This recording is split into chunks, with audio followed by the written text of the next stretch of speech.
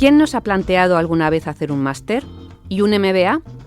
Formarse sigue siendo el elixir de la empleabilidad, pero muchos nos preguntamos cuál es el mejor momento para hacer un máster y si realmente es la mejor manera para pisar el acelerador en nuestra carrera. Soy Montse Mateos, esto es Trabajo y Más. Hoy me acompaña Nacho Bao, presidente de Signum. Buenos días, Nacho, ¿cómo estás? Buenos días. Bienvenido. Muchas gracias por haberme invitado. Nacho Bao ha dedicado más de 3 décadas de su vida a buscar los mejores ejecutivos. Las últimas 2 décadas al frente de la firma de cazatalentos Signum. Nacho habla con ejecutivos y directivos a diario, conoce muy de cerca qué perfiles demandan las organizaciones y, sobre todo, qué formación es la que puede catapultar a un profesional a los puestos más altos. ¿Cuándo es el mejor momento para estudiar un máster, Nacho? Depende también mucho de la planificación que tenga cada uno de su carrera profesional, pero realmente el momento de mejor aprovechamiento es cuando, después de acabar los estudios de grado, has tenido un mínimo de 5 hasta 7 años de experiencia. Porque, entre otras cosas, además de que tú puedes juntar los conocimientos teóricos con los prácticos, también puedes aprovechar mucho más tu networking, que es fundamental, que seguramente saldrá más veces en esta reunión, y también porque es el momento de mayor aprovechamiento. Si lo haces antes, no vas a ser capaz de sacar todas las capacidades que necesitas del máster, y si lo haces más tarde, pues probablemente el ROI, el retorno de la inversión que haces, que no es pequeña, a lo mejor no te da tiempo para aprovecharla, porque no sé. Entonces, entre 5 y 7, yo diría más 7 que 5 años. De experiencia, ¿no? De experiencia después de haber acabado los estudios de grado. El hacerlo nada más acabar la carrera no tiene ningún sentido. Sí, supongo que tener un poquito de madurez tanto profesional como personal, ¿no? Porque que es has conocido ya la práctica y al final lo que haces es, eres mucho más selectivo a la hora de escoger qué tipo de máster, a la hora de aprovechar el conocimiento que te imparten y a la hora también de el poder compartir con otros que lo están cursando contigo experiencias y generar un networking, que es lo que te va a servir, que es uno de los principales valores que sacas de un máster, es el conocimiento de otros profesionales, depende del máster, nacionales o internacionales, que te van a ayudar a la hora de desarrollar tu carrera profesional, ya sea por compartir experiencias, por solicitar favores, por hacer temas conjuntamente o porque te tengan referenciado y en un momento determinado te recomienden a la hora de cualquier posición que surja en el mercado. Sí, por hacer tu vida profesional, ¿no? Que es lo que queremos todos con la formación. Nacho, seguro que a todo el mundo le interesa que hablemos de los MBA. Sí que es verdad que fue el proyecto estrella de las escuelas de negocio, sobre todo en los 90. Corrígeme si me confundo, sí, que eres tú, no. Que eres tú claro. el quien manda.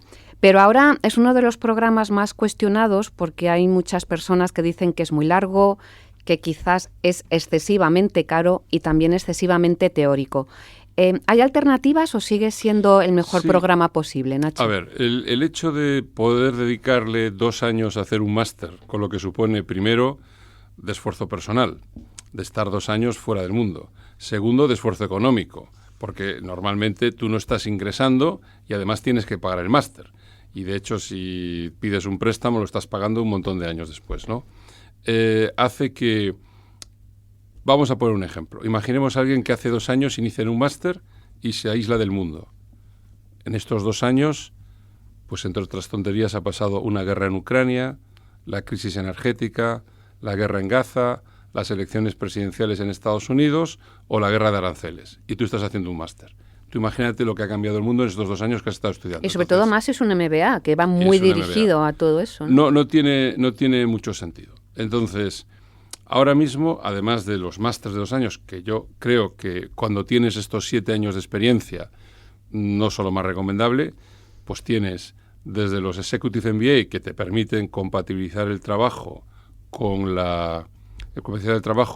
con el ejercicio, con lo cual puedes seguir ingresando, y lo que sí a lo mejor tienes un esfuerzo, que es que el viernes por la tarde y el sábado los tienes que dedicar al máster y tienes un esfuerzo adicional, suelen durar 1 año, y después también existen otras alternativas, como son plataformas que seguramente la gente conoce, como es Coursera o edX, que son unas plataformas online que lo que hacen son colaboraciones con con universidades de prestigio como pueden ser Harvard, Columbia, Stanford o el MIT, y que hacen programas muy ad hoc y que son programas de corta duración, pero muy intensivos y muy especializados. Y al final, en un mundo como ahora, en el que la agilidad es importante y los conocimientos son muy extraordinarios, pues por ejemplo, pues programas específicos, ya sea de finanzas o ya sea pues del mundo de transformación digital o de ciberseguridad o de data, etcétera, en el que el profesorado es de una universidad muy prestigio y lo puedes hacer online desde cualquier sitio. ¿Qué valor añadido aporta esto a los directivos o los ejecutivos, este tipo de programas tan específico? ¿Realmente se los valoran las empresas que demandan los candidatos que tú buscas? Sí, porque al final uno, pues si hace un ADE, por decir algo, tienes una formación muy amplia en materia económica, ¿vale? Aunque ahora hay programas en los grados que ya te incluyen temas de digitalización, no es el mayor de los temas, ¿no? Y tu ejecución a lo largo del escenario, y más en los últimos años, pues es que de repente han aparecido pues el tema de la IA. Hace 2 años nadie hablaba de la IA y ahora si no hablas de la IA estás fuera del mercado. O programas como todo lo que es el data, que al final el data no deja de ser, o el mundo del dato, no deja de ser una base importantísima para el mundo de la IA. Todo esto es algo que ha explotado en los últimos 2 años. La formación que tú has obtenido en tu carrera y la formación que puedes haber tenido en el trabajo no te da para esa capacidad. Una cosa que me interesa mucho, Nacho, que es que muchas veces se habla de qué se estudia, pero también dónde se estudia. ¿Qué pesa más a la hora de valorar esa formación en un candidato? ¿Dónde o qué? A ver, si estamos hablando de un proceso, de que yo me contraten para hacer un proceso de estos, en las primeras fases el dónde importa mucho.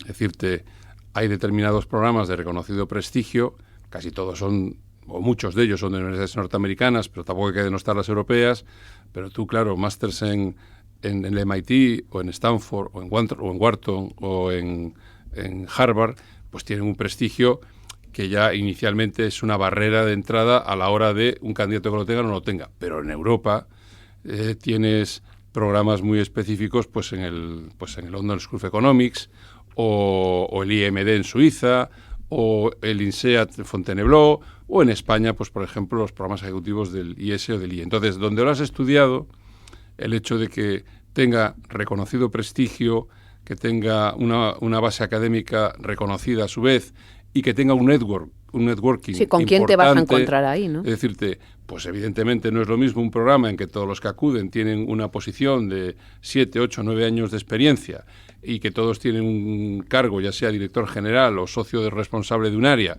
y todos están en un mismo plano existencial, pues eso te genera lo que hablábamos antes, un networking, unas ideas colaborativas, la hora de poder hablar unos con otros y poder extractar más conocimiento.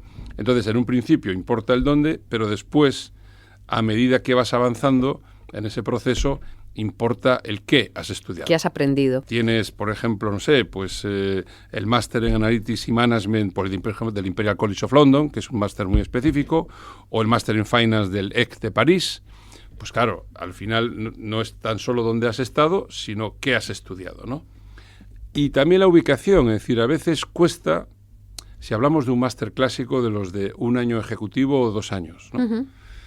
Claro, no es lo mismo estudiar en Londres o en Boston o en Chicago, porque te abre a un mundo mucho más internacional en que las personas con las que te vas a relacionar son de otro networking que te dan una capacidad más global de entendimiento y de acceso. ¿Para qué sirve todo esto? Sinceramente, si fuéramos strictus sensus a lo que es la pregunta,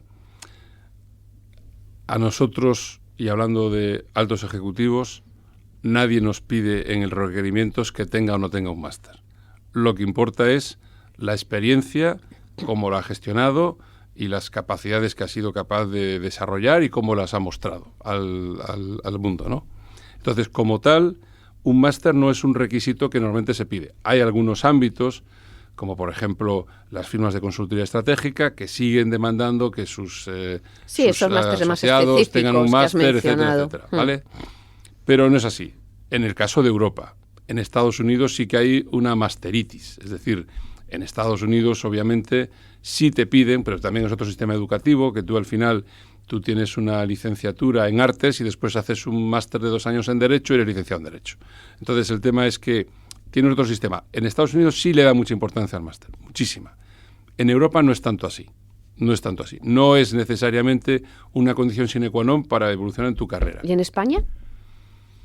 Pues te diría que exactamente igual. Es decir, no es una condición sine qua non para evolucionar tu carrera. Lo que sí es cierto es que desde un punto de vista personal, que es importante, el hecho de acceder a un máster te habilita para tener un conocimiento que te permite ser más reconocido dentro de tu compañía a efectos de, volvemos a hablar, si tú eres un director financiero y haces un máster, pues de, a lo mejor no un Executive MBA, sino a lo mejor aplicaciones prácticas de la IA en materia financiera, y estamos en este mundo en el que ahora todo el mundo está requiriendo capacidades de IA para poder aplicarlas, pues evidentemente si tú eres, por ejemplo, el director de administración y existe la posibilidad de promocionar al director financiero, entre los candidatos internos, si tú tienes estas capacidades añadidas y las reflejas en tu currículum, pues evidentemente tienes más posibilidades, pero es un tema más personal. Hombre, y dice mucho de ti como persona que quiere crecer, tener iniciativa, aprender más, ser mejor profesional. En definitiva. En términos económicos, volvemos a lo mismo, es decir, cualquier formación añade,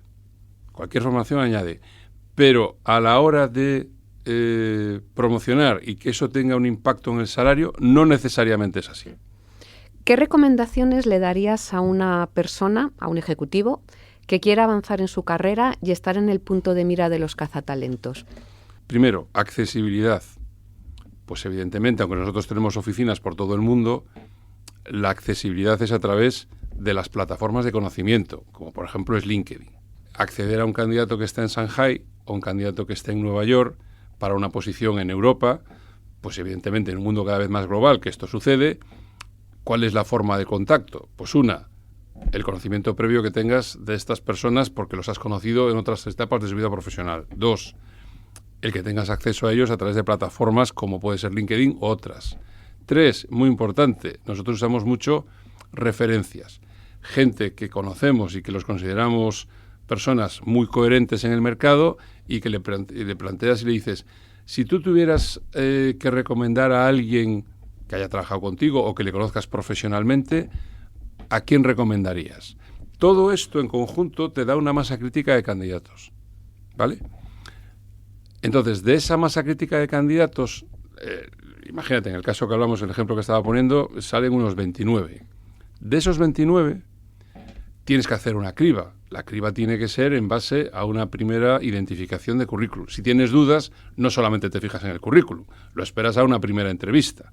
Entonces, evidentemente, si tú estás buscando a alguien que tenga las capacidades en determinados conocimientos, como puede ser el data o el IA o la logística o el supply chain o cualquiera de estas historias, todo aquello que aparece mencionado de formación, porque la carrera es licenciado en ADE, ahí me he quedado. Sí, pero lo que pesa, según entiendo, la experiencia. La experiencia sobre todo, pero si tienes ese conocimiento muy específico que requiere, o sea, que lo... Puede ser un must. O sea, que podemos decir que igual que ahora vamos a modelos híbridos de trabajo, tenemos que ir a modelos híbridos de formación que nos garanticen esa empleabilidad, que nos hará avanzar de forma más acelerada en nuestra carrera profesional y también estar en vuestro punto de mira, ¿no, Nacho? Para una persona senior, porque ese sería nuestro trabajo, yo te diría que ser muy selectivo en la formación.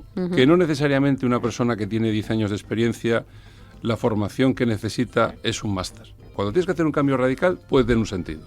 Si no es el caso, no es un cambio radical, el tema es que lo que necesitas es a dónde quiero llegar y para qué. Y buscar la formación específica para eso. Nacho, muchísimas gracias por haber estado con nosotros en Trabajo y Más.